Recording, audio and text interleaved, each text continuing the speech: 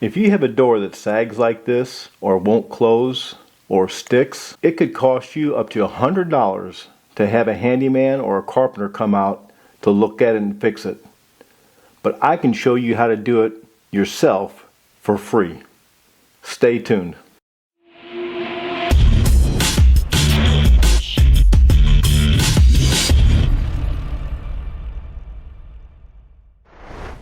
So I've literally, in my professional career as a carpenter and contractor, have installed or repaired over 1,000 doors. And I want to show you how a professional would take care of this problem here, but you don't have to be a professional to do it. You can do it yourself, and if you go by the step-by-step process that I'm going to show you, it's so simple. So let's begin. So the first thing you want to do in any problem you have in your house, whether it be a door problem, a leak problem, or noise problem, is just analyze the situation. By analyzing the situation, stop and take a look at it. Look at the whole door, see if there's anything that you see that stands out, and start from the small things and work your way up. If you see a door like this that's got a big gap up here and it's tight right here, it's hitting, the first thing you don't want to do, cut this down to make it fit right. That's not the problem. That's the very last step that you want to do. So let's start off in the first part. So the first thing, let's analyze it, let's look at it. Take the door, open it up, and jiggle it, lift it up and down, and see if anything moves, particularly the hinges. Normally, on a door like this, the first thing you want to look at are the hinges, especially the top hinge and the screws. So let's look at it. Okay, you see how this hinge is moving? Now that may not be the whole problem, but that's a major problem right now. So just by fixing that, we might solve the problem and be done with it without doing any cutting or sanding or planing down of the door. And the reason that oftentimes it's the top hinge is because this top hinge carries the weight of the whole door. Even though this is a hollow core door, it's not solid, it still takes all the weight. You see how the weight pulls down on that? Well, after years of the pulling down, the opening and closing of the door, and then when it starts to go bad, it's being pulled harder and harder, it just makes things worse. So a good rule of thumb is kind of go around your house and check for different doors. Take care of the problem before something major happens, just by little repairs here and there, little fine adjustments, making sure screws are tight. So first thing we're going to do, let's look at the screws here. So as we start to go through this elimination process, let's check all. I can see right off the bat these screws here are not put in all the way. So let's go ahead and screw those in. Get yourself a proper size screwdriver. And now you don't want to over tighten these because you'll strip them out. This is soft wood, soft pine in here. Sometimes it's MDF. And just tighten those up snug. And then let's look at these. These are real important. These screws, unbelievably, are very small. Let me take one of these out of here. I can see that they're loose.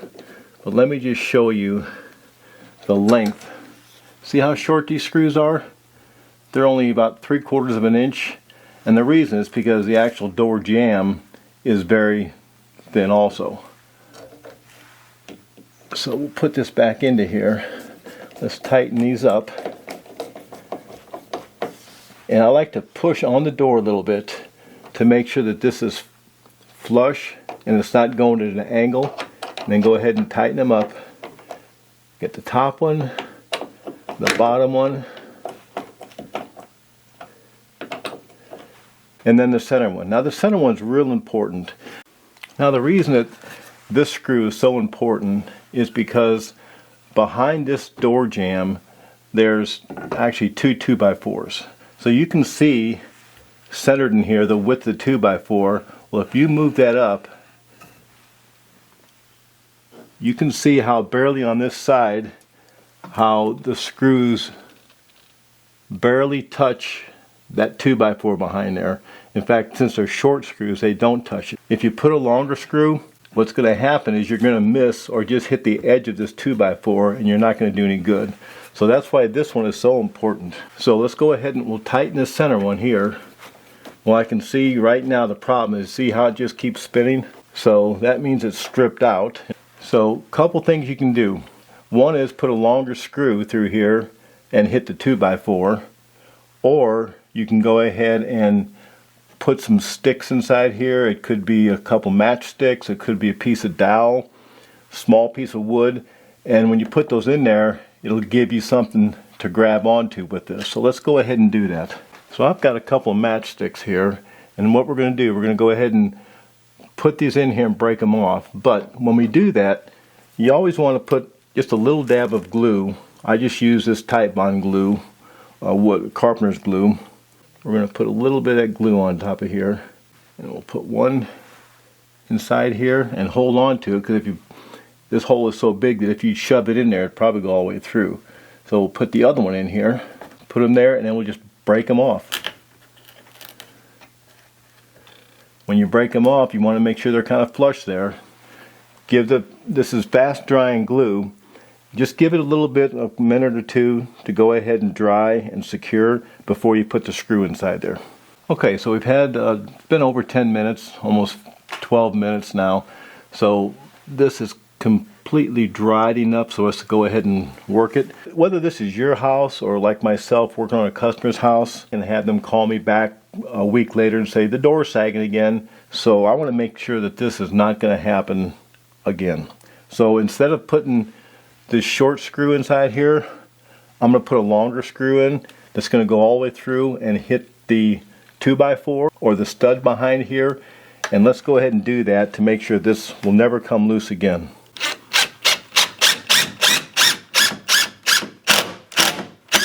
When you're putting a screw inside there, you want to make sure, number one, it's a flat screw, flathead screw, that it doesn't protrude out, because if it sticks out further, if you have a round head screw, it's going to hit this other hinge, the other part of the hinge, and it's going to defeat the purpose. So make sure everything's flat and smooth. So now, before we test the door, let's check all the other hinges to see if they're tight. We'll check each screw to make sure everything's good. Okay, so here's the middle hinge. Let's check all these screws. I can see right now that they're not flush, so let's make sure they're all tight. There's another loose one. Again, this door's had a lot of abuse to it. This is loose. This is going to help a lot, number one, for this door. Now I'm going to check the bottom one real quick and make sure all those are tight.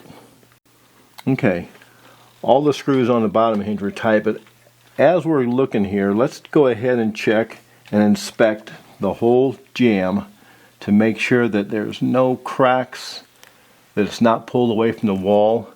And so far it looks like it's pretty good. The rest of the jamb looks good. So that's a good sign. So that's another thing we can eliminate. So we've got the hinges taken care of. That's our first thing. The second thing, we inspected the jamb itself, and we inspected the door to make sure the door is not cracked or broken, and that's all good. So let's move on to the next thing. Okay, so let's look at the top of this door again, and let's see how it closes. Well, we're doing better. Okay, so at least it's not rubbing anymore, but the thing is, we still have a gap problem.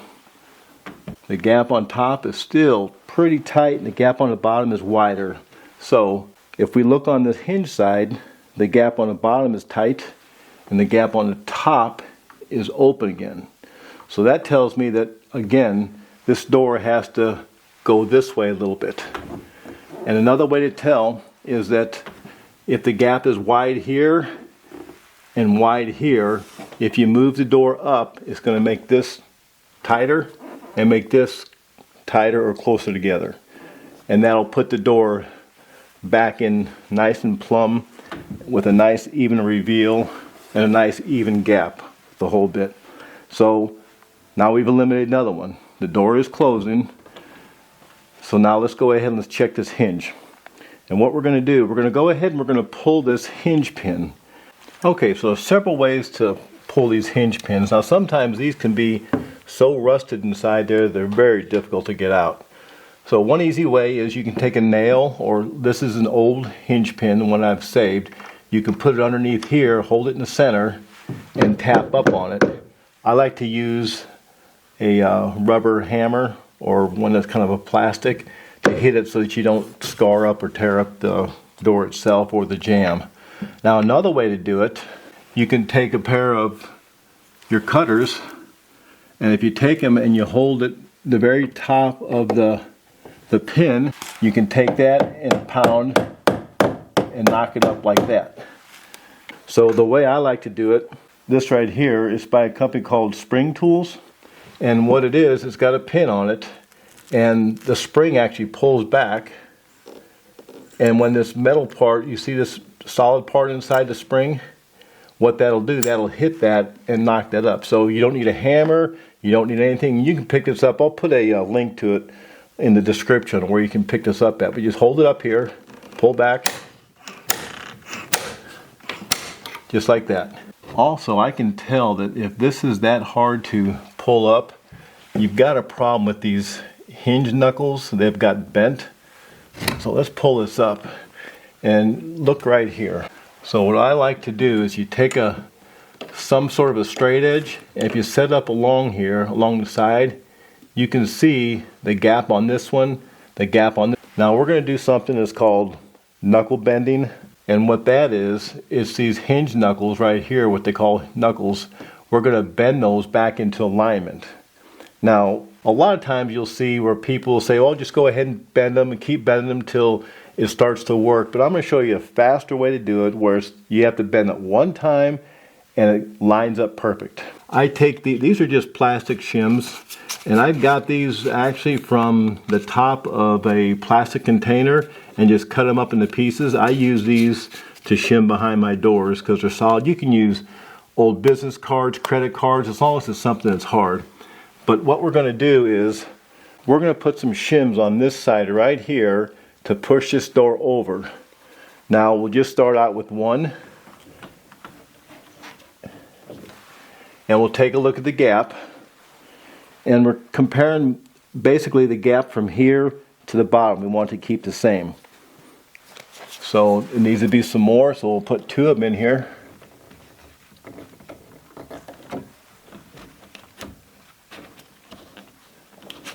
In fact, we'll stick them out so they're easy to grab a hold of.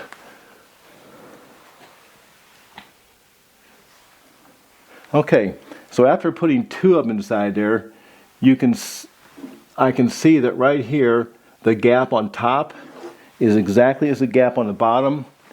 The gap here and the gap here is even. So this is where the door wants to be. So now that you've got these holding it exactly where it wants to be, then we can take our ruler again and look here and see the two knuckles here in the center, or the second one and the fourth one. They're the ones that are connected to the door. That's part of the hinge, and they're not straight. You see how far off it is? So we've got to bend this one toward the door and make sure that these are all lined up. Then you always want to do the hinges that are attached to the door, the knuckles. That's the ones you want to bend. You don't want to bend these other ones, because the other ones that are attached to the jamb have a bevel on them, and if you start bending them in and out of place, it's going to make the door to where it binds and it won't close all the way. So we're going to go ahead and bend this second one, and this bottom one here doesn't look bad, but it looks like this one right here is going to be our problem. And a way to see this is that if you put this pin in here, you see it stops right there, hitting this knuckle. So all you need to fix this is this tool right here. It's just a normal crescent wrench, and we'll take that and we'll use that to go ahead and bend those knuckles. Now they do have a specialized called a knuckle bender, and it looks just like this, but inside these jaws there's a circle cut out on both sides, but we really don't need to buy that. Let's just go ahead and try this. Now when you put it on here, you're going to put this on top of here, and you always want to put the small part of the jaw, you want it toward the actual door, pointing toward the door. So if you just take it, and you'll watch this pin when we actually bend it, just do a little bit. See how it's straightening up now? And then we'll take our ruler and look how they're getting straight now.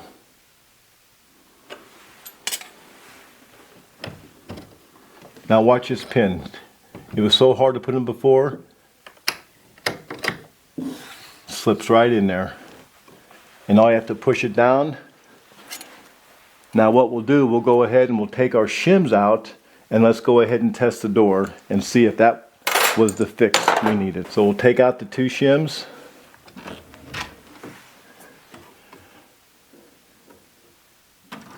And now we have the exact reveal all the way around the door.